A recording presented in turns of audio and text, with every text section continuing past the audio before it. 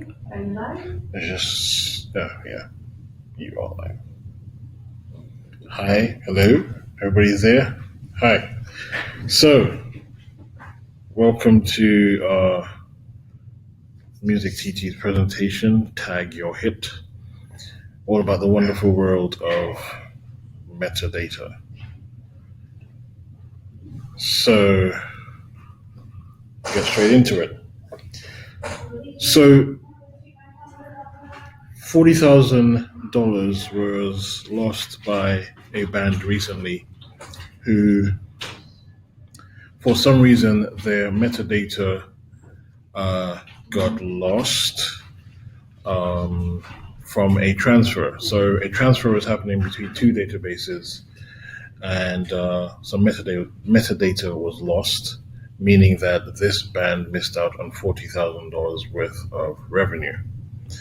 So the problem, they said, was song titles, songwriters, producers, named publishers sort of just vanished. And this information is critical information or metadata that is used to be synchronized across all industry databases. The other issue with this is that different databases across the globe have different levels of metadata. And it's a big issue facing the music industry. So just give you a brief rundown of what's going on in the industry currently. 1,000 tracks are uploaded every hour. 24,000 tracks uploaded every day, and about 1 million tracks are uploaded every 6 weeks. Which means out of that, there are only 100 spaces on the Billboard charts and 18 slots on premium radio airplay. This is based in the US. So the station director will decide which songs goes into those 18 slots. Which means you have many artists vying for that premium spot. How do you stand out? How do you Trinidad and Tobago artists get into that premium spot? Well, a lot of it starts with your metadata. But just to give you a scope of where and how your music is being consumed, it's more than just radio. It's more than just TV. It's consumed in a variety of ways. So you have in-car entertainment, where with most vehicles now, you can have a really nice display like what you see here. And when a song is being played, you can also see the name of the person, the name of the song. You can see something called a pack shot, which we'll look at later on, about that particular artist. So it's more surrounded around customer experience. It's more than just listening to the song. What is the experience that I'm getting from listening to your music? In-flight entertainment. Now, you can, again, listening to, there's potential for people or customers to listen to your music while they're in the air. And what distinguishes the experience of someone viewing or listening to your content is the metadata. What is the level of metadata that is displayed? What sort of information can they find out about you? It's more than just your song, it's more than just who you are. Customers want more information about who you are. And metadata also encourages discovery. Wearable devices. Your music is being consumed on wearable devices. While people are exercising, while they're going about their day, your music is being consumed. How are they consuming? How is your metadata encouraging them to have a better experience? In-home entertainment. So when you look at Apple TV, for example, while you're at home consuming the content, what kind of information, what kind of additional information can I find out about you as an artist? Can I find out where you'll be playing, your biography, how many awards you've won, if you're on tour, etc. Can I get that information? This is really critical in the music business right now. Digital screens, digital billboards, etc. How does your metadata affect how your content and your brand is displayed on billboards and advertising? And the biggest one is sync placement. So music supervisors are persons who place your music in what they term as moving images. So movies, commercials, documentaries, etc., etc. What music supervisors do is they tend to dig into your metadata to find out information about you. They are trolling through thousands and thousands and thousands of libraries to find the right song to place in the movie. Oftentimes it's a short part of a movie, it could be a particular scene. So what helps them is if they can see the mood of your song. What music? Is it fast? Is it up-tempo? Is it slow? Is it sad? Is it melancholy? Is it joyful? Is it happy? Metadata helps them to pick, to at least see the information so that they can make a good choice. So this is what metadata does. It brings opportunities to you. Brand placements. So you have many brands who run ad campaigns throughout the year. They spend millions and millions and millions of dollars on ad campaigns. And it is more than likely these ads are accompanied by some piece of music. These ad agencies, again, they go through those libraries to find music. If your metadata is correctly filled out, or it's there, if your metadata is present, they can scan through really quickly and see information about your song that can possibly be placed into an ad, which generates money for you. Very important. The other big thing in the music industry is voice-activated search. So you got Siri, you got Google Assistant, you got Google Home, you got Alexa. And this is going to get bigger and bigger. This is going to be normal. People are not going to be touching anything. It's all going to go to voice-activated search. Metadata is what makes this work. If your metadata is absent, you miss out on an opportunity. You're non-existent. I can't find you. I can't find out anything about you. Metadata helps with this. So interestingly, these are some of the keywords that are triggered on those devices. So for instance, how can I find information about Marshall Montano? What is the latest soca song? Give me the best soca song, or where is Marshall Montano playing tomorrow? Those are the types of words that are being used when it comes to voice-activated search. And of course, metadata enables this to return a proper result for the customer. Social media, YouTube charts, YouTube, again, metadata across these platforms is critical to your brand, is critical to your campaign as an artist. So DDEX. DDEX is an organization, international organization that is standardizing metadata across the musical landscape, across the digital supply chain.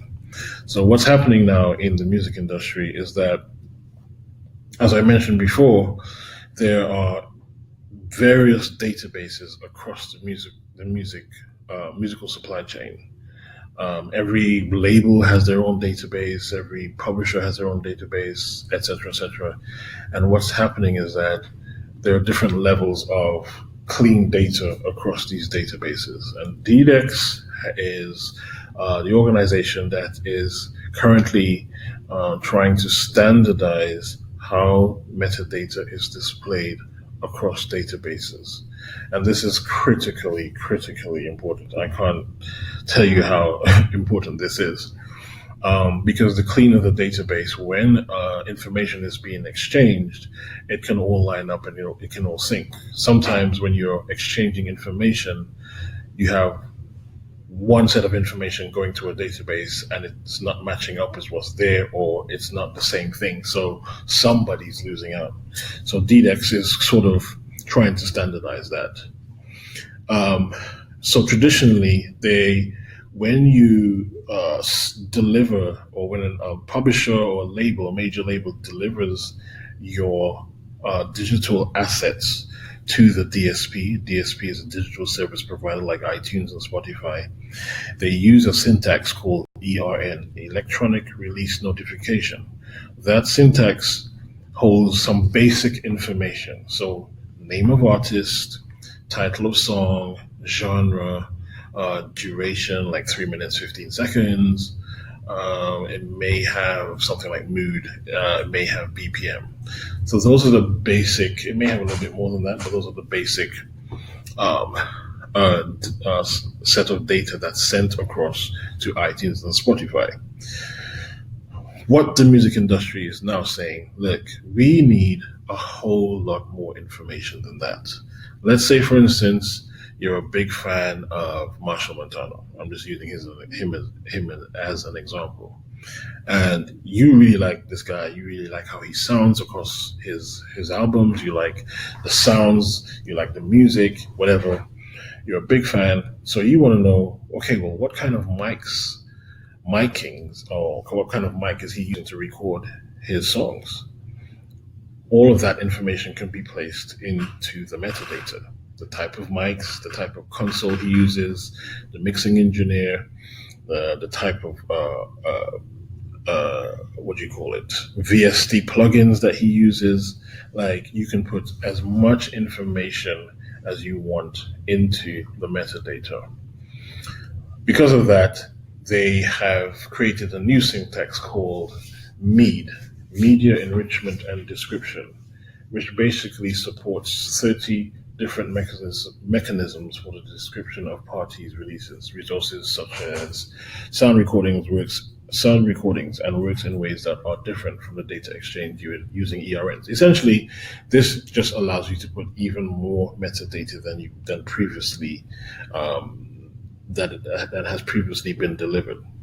So you can add everything from how many Grammys this person has won, awards, their tour dates, information about the studio that they recorded, what type of studio, what type of equipment they've used. Like, it could be as detailed as you want, because essentially people just want to know a whole lot more about what artists do. And now, because of the digital space, you can sort of find out additional information about an artist. It also is a very good marketing tool for very different companies. So if you're a company that you buy or sell, or not even buy or sell, but you manufacture a brand of microphones, and that is in that metadata, that person will more likely see your organization and say, hey, okay, this is the organization that creates and makes those microphones. I'm going to buy a microphone from them. So it's a really good marketing tool. And the industry is calling for a lot more metadata, right? I'll just go back there. So what are some of the MEED mechanisms? So information about focus tracks, which is crucial for voice-activated services, right? So MEED is so important when it comes to voice-activated search, because now, if I'm using Google Home, I'm using Siri, I'm using Alexa, I'm asking a whole lot more information about who you are, where you are, what you're doing, historical information about you.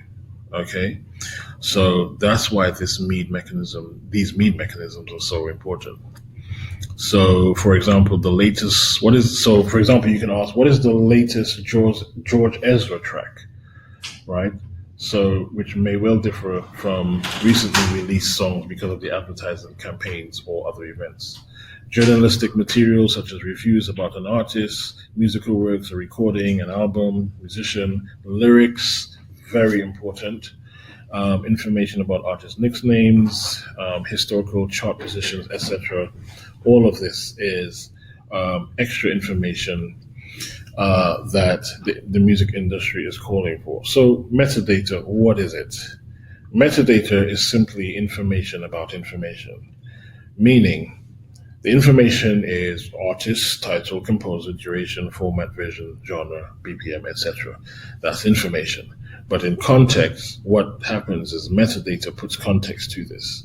So metadata tells you artist, Marshall Montano, title, Fast Wine, composer, Casey Phillips, duration, 324, etc. So metadata gives context to information, right? Very important. Rich metadata gives even more information or brings even more context about this information. And as I said, the need is calling for this more rich information. So you got here catalog number, you got barcode, you got the label, primary, secondary artist, features artist, you've got this P and C lines, track title, ISRC codes, which is very, very important, composers, publishers, etc. That's rich metadata. So when it comes to voice search, I can say, well, who's the publisher for Marshall Montano? Who publishes Marshall Montano's music, right? And if that metadata is there, that can return a result, which can then turn into an opportunity for you as an artist. It's all about where the opportunities are coming from. It's not always, well, a promoter is asking you to perform at their event. Opportunities come from various sources, right? And this is one of the biggest ones. But the different types of metadata, descriptive metadata, ownership, performing rights metadata, recommendation metadata. So descriptive metadata is just about what the information is. Performing rights metadata, so if you belong to CUT, that metadata will tell you that you are a member of CUT. If I want to license your music, I will know where to go to get that piece of music licensed. Recommendation metadata is about discovery. So I might say, Siri, play some Caribbean music. And the metadata may have Caribbean as a keyword, and your brand could come up as an option or as a result. So this is how this kind of works. As I said before, the problems of music metadata management, the lack of database standardization, multiplicity of music data. So there's different levels of clean data across different databases, shortfalls of music ID standard, human errors, etc. So how do we fix this? Well, as I said, DDEX is on a mission to try and standardize how metadata is displayed across the industry. So setting standards is one way, new database standards, management and administrative solutions, etc. So what you can do, and this is very, very, very, very important. If you're an artist, or if you manage an artist, or if you work with an artist, you always want to get the metadata at source. Meaning, in the music industry, there's something called label copy. Label copy is basically a document that outlines the creative parties at source.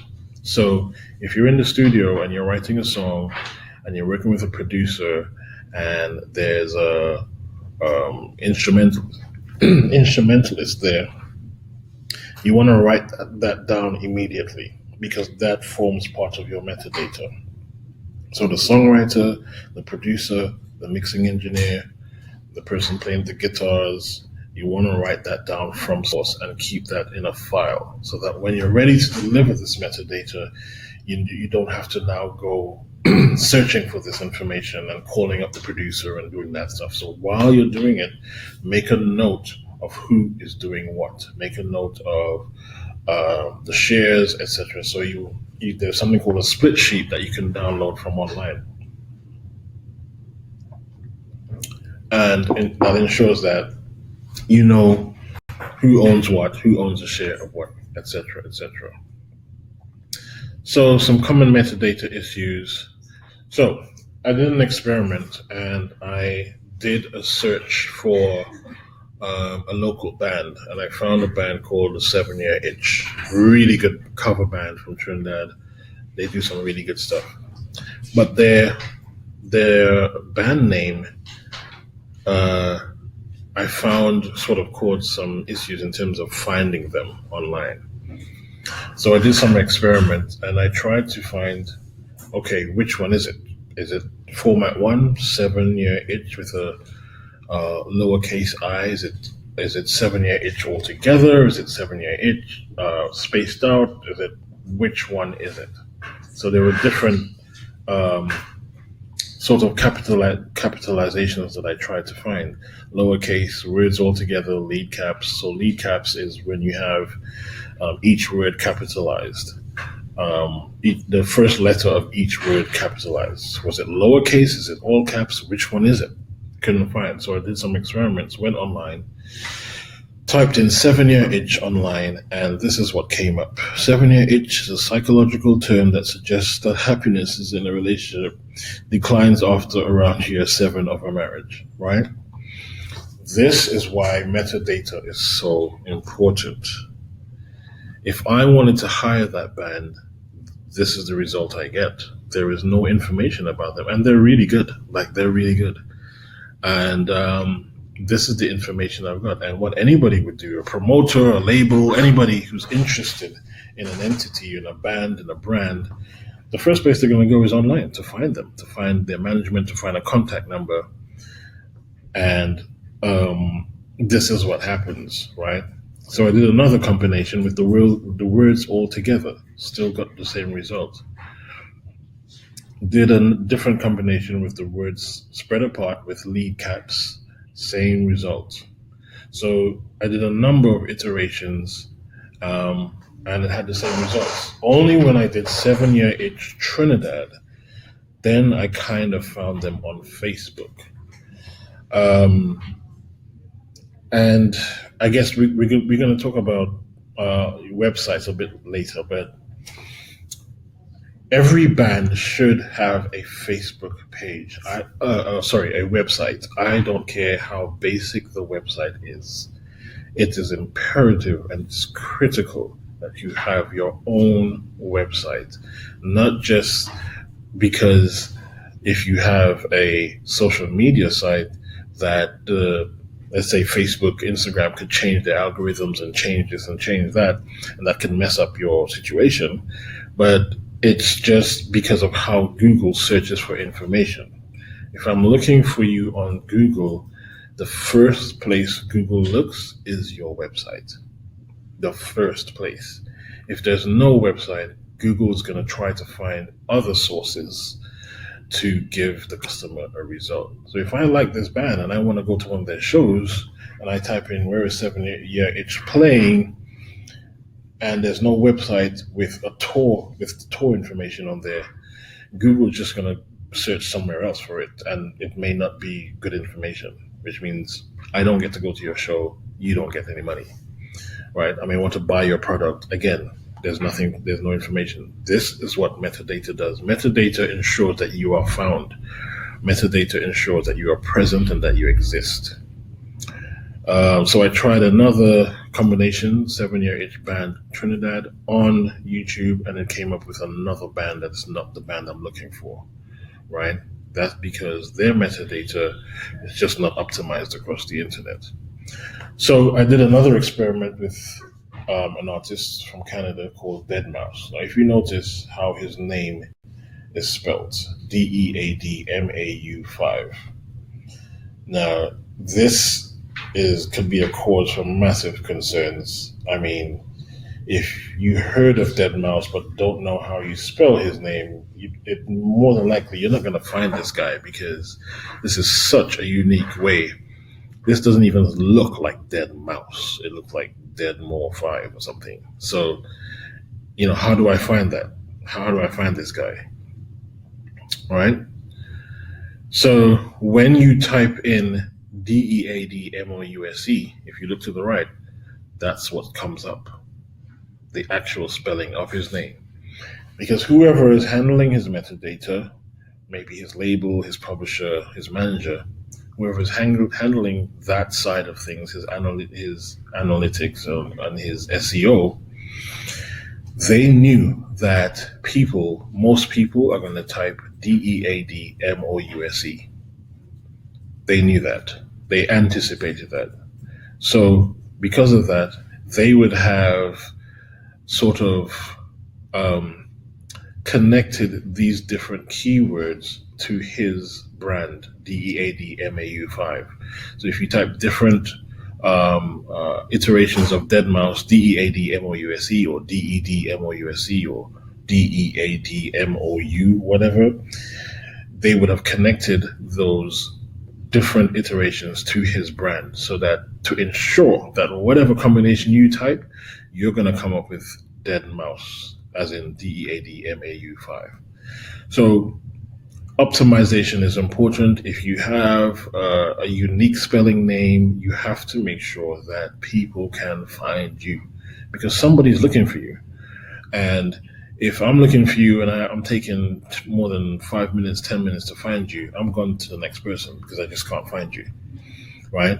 So it's important that your metadata and information about you is optimized across the internet. Normally, labels do that on your behalf. I know that's not a thing here, but it will be soon. So your website is critically important. As I mentioned before, when someone searches for Marshall Montano, Google looks at his website to give results about what the person is searching for. So if I say, where is Marshall Montano on tour? Google will go firstly to his website, look at the tour page on his website, and dish out those results. And why the website is so important, because it could mean that if I look on Twitter or Facebook for that information, it may not be up to date, or it may not be the most correct information. So Google is assuming that because the website and Marshall Montano, which they refer to as an entity, he owns that website and he is that website, that the most up-to-date information about him is on the website. So it's going to look there first. So everything springs from your website. So all these social media platforms and websites spring from your website. Okay, so very, very important. So another thing that Google did was create something called the knowledge panels. If you notice, when you search for your favorite artist, Drake, Beyonce, whoever they are, Marshall Montano, I'm just using him as an example for today, you would see these cards on the right-hand side where you see Marshall Montano, Trinidad singer, available on, etc. And Google decided to create these cards to kind of hone in as much information they can about this entity into one stack of cards, right? And it's such a good thing if you're just trying to find meaningful information about that entity. So I've broken it up here. You've got his name, who he is, where his music is available, and then if you notice, you've got in that section on the second panel, you have Marshall Montano is a Trinidad soca singer, actor, record producer, and songwriter, and then you see Wikipedia after that. That's because Google has pulled that information from Wikipedia and displayed it here. And most of this information here, where you see born, movies, children, albums, awards, and stuff, is also pulled from Wikipedia. Then after that, you see songs underneath. That's pulled from iTunes or Spotify or another music aggregator. And on the third panel, you see profiles, Instagram, Facebook, Twitter, SoundCloud, etc. Now, in order for this to work, you have to exist across the internet. So what happens is that you want to have articles written about you, anything that you've done meaningful. You have a cut award, you've done a major tour, you've opened for somebody, you've written a book, whatever. Once all of that information is on the internet, Google then indexes that and kind of brings it into one space on the internet and on Google. So because Marshall has done quite a bit in his career, there's so much information on him. Google has a lot of information it can pull. All of that is metadata it can pull together so that anybody who's looking for him, wants to find him, wants to work with him, can find information about him. Now, underneath that section where you see the social media, there's information. People also search for Bungie Garling, Patrice Roberts, Skinny Fabulous, Cohen Dubois, right? So it also recommends other artists who are like him. And underneath that, you see something called Claim This Knowledge Panel. A lot of people miss that. That is telling you, if you are Marshall Montano or you are the person who represent him, you need to claim this knowledge panel so that you can make updates to this knowledge panel. So I manage an artist in the UK, and what I've done, I have all her credentials for her Google or whatever, and I manage her information online. So when I claimed that knowledge panel, I'm able to update information on the knowledge panel. So anywhere she's playing, anything she's done, she just recorded an event with the BBC. I put all of that up there. So as soon as she does something of any significance on the media, on TV, or performing, or whatever, I make sure to update that information, right? Because once that information is there, then it gives all these other elements, like the voice search. And if I'm riding in my car and I'm looking for you, I can possibly find information on you from my car. And that's because her information is optimized across the internet and optimized across Google. Everything is interconnected. Voice, everything is interconnected. iTunes is all interconnected. So you want to make sure that you have information, the right information, especially whatever email you're using, that email is the one that you use and it's not bouncing back. If there's a telephone number, make sure it's the right phone number and it's not out of service. Your contact information, management, whoever they are, make sure that is present. It's so important because there are many artists who have missed opportunities in this country because so the person could not find a phone number or information about that person. It's a real travesty. So I'm going to go through the different elements of the information. So as I said, this is the information, but metadata puts context to this. So when you look at the metadata, it will always look like that. It will always tell you what the information is, right? So you have format is a single, version is extended version, genre, soca, BPM 80. So you see an image of Marshall Montano there on the left, or on the right, will be on the left for you. In industry, they refer to that as a pack shot. Again, this is about branding. And we'll look at that a little bit later, right?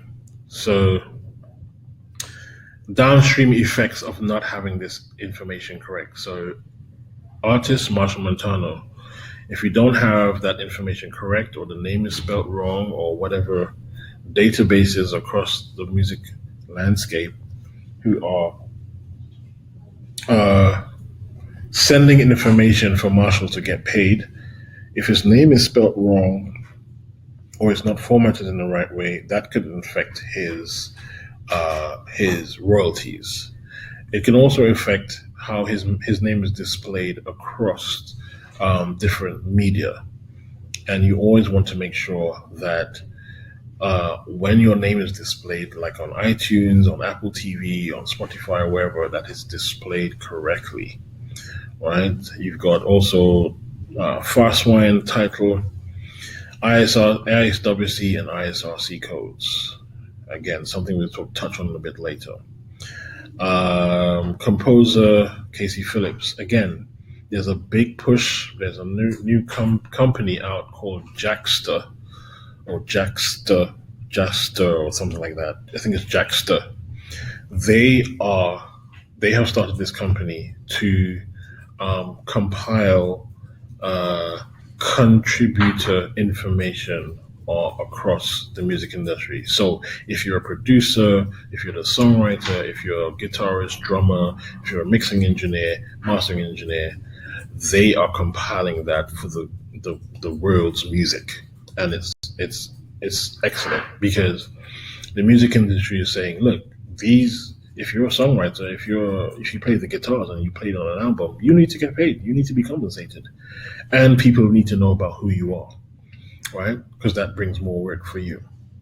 So it's very important that when you deliver your metadata to the DSPs, that you include as much information about the other parties that were part of the project, so that they can get paid too, right?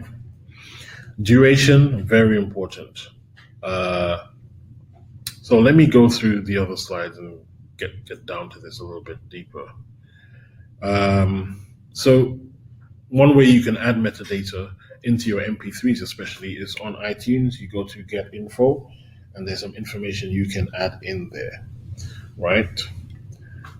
So we start with artist name, Marshall Montano. You can see I've added his name there. Go on to the next one. So I just put this in here just to show you the detail. This is Mariah Carey's profile on iTunes, and look at that detail. Look at that long biography. There's information about her past albums, years active, genre, pop, origin. She's from Huntington, New York, date of birth, etc. There's a lot of information there about her, and everybody knows Mariah Carey. So if you're not known, you need to have that same level of information across the internet, right? So this is how descriptive metadata looks on Spotify. And as you can see here, Red Bottom Sky, Corn Maze, right? And it has performed by Young Lean. And then underneath that, it has written by, and there's no name there. Produced by, no name. Right? Look at Corn Maze, performed by Aesop Rock, Malibu Ken, Tobacco, but then written by, produced by, there's nothing there. So this is not clean. It's missing, and that's unfair to the person who has written the song and produced the song. And the writer could be you.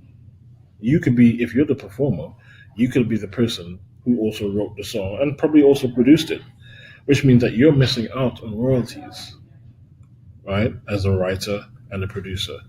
So when you're delivering your music to the DSPs, you want to see the DSPs that you can, where you can enter this information, is DistroKid.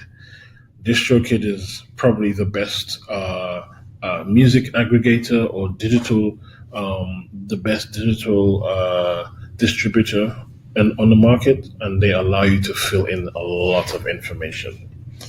Just going to go through this a little bit more quickly. You want to make sure it's the correct song name, because again, you can get that wrong. So you can see here, I put Fast Wine, where you see song title there, right? ISRC codes. Now, this is a big issue. Traditionally, local artists have been issued US ISRC codes, and that's a problem. We now are in the middle of issuing TT ISRC codes. The reason for that is when it comes to global reporting and understanding trends in your local industry, understanding how music is being performed, how much music is coming out of that territory, where is the money generated from, how is the money being generated, it's easier if you have a TT ISRC code as opposed to a US ISRC code, because then the results are skewed. So you have a lot of music happening from Trinidad, but there's a US ISRC code, so you can't get definitive results on how the local industry is doing. So if you're releasing new music, you want to make sure that you get a TTI ISRC code. And I can give you information about an organization who is doing that for free. TTI ISRC codes are for free. All right. So additional information, I think, is genre. You put in the genre, very important. In that section, you can actually write in soca or calypso. Very important for reporting. If iTunes has a database of what has been reported, it's very important. So, and underneath here where you see comments, you can put in the ISRC code as well. So the IFPI is responsible for distributing the ISRC codes worldwide, and they nominate a country manager. In this instance, CUT will be your country manager, right? So the benefits of having a TTI ISRC codes is internationally standardized. It's widely accepted internationally. It's compatible with many different databases, label copy systems, hardware, electronics, and digital communication standards. Very important. Widely used formats such as CDs, MP3s allow for ISRCs to be carried alongside recordings. ISRCs allows for interoperability of data between different organizations and systems. And if I see a TTI ISRC codes in Belgium somewhere, I will be like, oh, what's that? Oh, it's from Trinidad and Tobago, right? Opportunity, brings opportunity. So you can only have one ISRC, but one ISWC code, which is an international standard work code, but you can have many ISRC codes, right? So you can fill in all this information, duration of song. Why the duration is important is because organizations pay you depending on the length. So, for example, the statutory rate in the US for mechanical streaming is 9.1 cents per minute for any song under 5 minutes. But you get 1.74 cents per minute for any song above 5 minutes. So it's always important to put the duration of the song. Very important. Right? Including song length in your metadata strategy is critical to public performance calculations. Very important. Right? So there are multiple formats, like hundreds of formats. This is how labels make money. If you see this thing here, you can see that there's 10-inch vinyl, long play, single, single 78, CD single, enhanced CD, mini CD. These are and this is just one section of a spreadsheet of the various types of formats that you can have, which again allows you to make a whole heap of money. Putting the genre in also helps with Nielsen SoundScan to help them understand what genre this is. It takes you right back again to who you are. I'm just flipping through really quickly. So again, with the pack shot, it's very important that you have the pack shot here. You can see Marshall Montano has this fast line pack shot. That's because you don't want to be when someone is looking for you, you don't want to see that placeholder, right? You want to see the image of who you are. It's very important that your brand always shows up. So that pack shot is critically important. Again, on Spotify, look at all those pack shots that are missing. Right? If I'm looking for you, I want to see what you look like. I want to know who you are, right? If I've never heard of you from in China and I'm hearing your song, I want to see who's singing this song. So very important. Mood setting is very important. This is another piece of metadata that you can enter into your MP3, into your database, because that helps supervisors understand quickly what this song is about. Oh, can I use this song in this scene? Whatever, it's fast, it's slow, it's happy, it's sad. Oh, I can use this song. So it's very good for setting that. And you can put all that information in iTunes right there. So moving on quickly. Lyrics, very important. People want to sing along. If I'm in China and I'm singing, I'm not good at English and I want to sing along to the soca song, must have the lyrics. iTunes bought Shazam for 400 million because they wanted the data.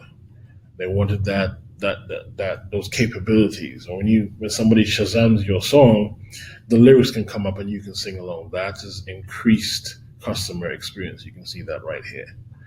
Okay. So these are some of the digital distributors currently. DistroKid, as I said, is the one that I would recommend. They're one of the best right now, but there are others out there. These are some of the organizations that you should have. These are databases that hold information about you as an artist and as a brand. Discogs, MusicBrainz. MusicBrainz is very important. They're the Wikipedia for music. So check it out, musicbrainz.com or musicbrainz.org.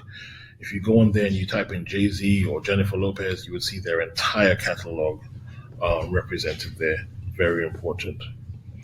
Okay, so that's it. Are there any questions? Just checking the chat. Oh, yes, there is. Marcel, Shazam provides for displaying your song lyrics in sync with the audio. Yes, so when you Shazam a song, Shazam has this really incredible feature where you can get the lyrics, but the lyrics move in time with each verse of the song. It's really clever. So good to hear somebody say this about ISRC. I'm tired of advocating that to anybody who listens. Yeah, as I said, people don't understand this. Artists don't really get this. This is an industry thing. So when I worked at Sony, we did all this back-end work for the artists. Artists don't actually do this for themselves. At least those who are signed to major labels or those who are signed to independent labels known as Mindies. They're independent, but they're major. They're major independents. So they're known as Mindies. And your label, your publisher, your manager, if they're good, they do this on your behalf because it's a lot of work. It's a lot of work to do this. It's a day job. So again, I work with an organization called Tova Group who is offering these services for artists like yourself so that you can concentrate on being a creator. Okay, so good to hear. How does Darcel Grant is asking, how is adding the lyrics to the song facilitate your metadata? Well, I just explained that. It's all about customer experience. If I'm in Indonesia or Africa and I hear your song come across the radio and I really like the song, but my English is not that great, I want to see what you're singing. I want to see what you're saying. That increases customer experience. And if your songs resonate with me, then you've won over a new customer. You've won over a new fan. That's potential money in your pocket. I'm coming to your concerts. I'm buying your CDs because your music resonates with me. So don't think that lyrics is not important. Lyrics is vitally important because I want to sing along. I want to know what you're saying. At what point in music production do you use metadata? Okay, as I mentioned before, you can collect metadata from as you go along. So there's a timeline in your whole digital delivery process campaign. So from the time you start to write the song, then you go to the producer and you go to the studio, make a note of who did what, who's the songwriter, who's the producer, who's the mixing engineer, mastering engineer, what mics were used, what console was used, plugins, whatever information you can capture it at source and just make a note of that as you're going along. When you're ready to release the information, let's say for instance you're using DistroKid to deliver your assets, you would then now take all those notes and plug that into DistroKid and they will deliver. DistroKid will deliver that information to the DSPs. And they always say, look, the more information you provide, the better. You cannot provide enough information. So because the industry is really calling for more information, the more information you deliver, the better. And the problem is in Trinidad especially, there's a lot of information you can't find on artists and songwriters. You just can't find the information, which means that the local artists are losing out on opportunities because you just can't find them. So this is what makes it very important. So Leah Phillip is asking, can you get codes for yourself? You can, but you have to kind of be set up as a producer or an organization, kind of. But what they do, the IFPI gives out ISRCs in blocks. So let's say they will give COT or whoever COT nominates to manage that process. They may give them 10,000 ISRCs in a block. And then that organization disperses that block of ISRC codes to whoever needs it. So I wouldn't recommend just going to IFPI because then everybody can go to them and get it. And I don't think they will operate that way.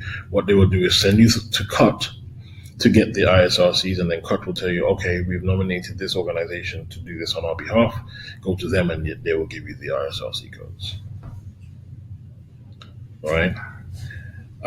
But we are specifically distributing TTI ISRC codes.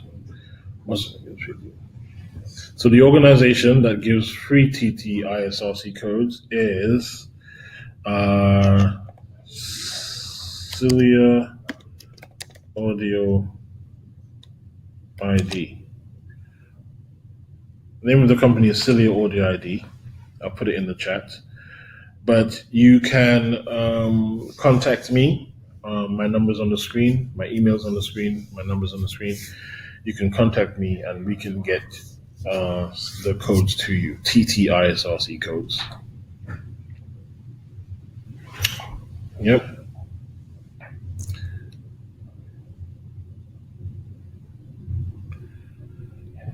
Great info. Thanks, Open. I do the process. Thanks, Leah. Appreciate it. Yep, that's right, Denny. That's why the information is so important. You know, if it's all there, people don't have to go searching for it, right? You have to be a master right owner. I have codes and input them as well. COT is not yet an agent, so we have to do it ourselves. Right, so COT will be the country manager for the ISRCs, right? The IFPI will recognize COT as the country manager for the TT ISRC codes. So this is so critical because this is critical to, it's really critical to understanding and measuring how we're doing in the local industry. Measurement is everything. So we need to know, okay, what happened 4 years ago?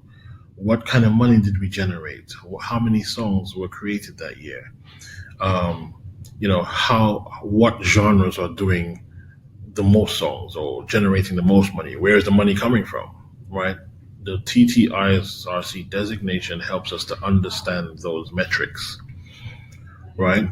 So then if we go to iTunes and we go to the Grammys, etc., and we say, okay, this is the information, this is the data we have, or they call us and they ask us for data and information, we can give them that data and say, okay, this is what we're doing, this is how much money we're generating, this is how much songs are being created each year. Yeah, let's get our own category, right? But currently, we just don't have a central point for this data. But we're trying to fix that. As I'm speaking, we're trying to rectify that through MusicTT and other organizations, right? So we're trying to kind of bring the industry, we are bringing the industry up to spec so that we can properly and accurately measure what is happening locally. It's very, very, very important. So the more data we have, and you can help by, as I said, capturing as much information at source as possible. The more information you can capture, the better we are, and the better place we stand in terms of delivering this data and sending this data to organizations that want it, right? So like CSAC, which is the organization that manages PROs across the globe, etc. If they call for information from us, we can send it to them, right? So the more information you capture at source, I can't repeat it enough, the better we all are at as an industry. Any more questions or thoughts on? Okay, great info, thanks. Where can we go to learn more? What do you suggest as the next step for us learning and implementing? YouTube University, Google University, that's the first place I will start. But MusicTT is also doing a lot of work to try and help artists understand a lot more about this part of the industry, the metadata. These series, they have many other series on their YouTube page that helps you understand these particular facets of the industry, right? So it's not just about a song. It's not just about a good song and a good singer. What happens behind the scenes is very, very, very important. So if you want to find out in general information about this stuff, I would say Google, YouTube, lots of information there. You can also contact me at keith@tovergroup.co, or you can contact me on the number there, 755-4672. You can also contact MusicTT, and they can give you information as well, right? So kids talk more about the need for genre formalization. That's a whole nother lecture right there, because what they're saying and what has been going around is that we really need to identify what soca is. We haven't really formally pinned down exactly what it is. So reggae, it's known. They understand what it is. They understand the elements of it and all that kind of stuff. But soca, we're still trying to kind of get to a point of this is soca, right? And I think if the industry at large really understands what it is, then they can give it more of a voice. Right now, they're just lumping it in with world and reggae, which is a travesty, in my opinion. But that's what's happening.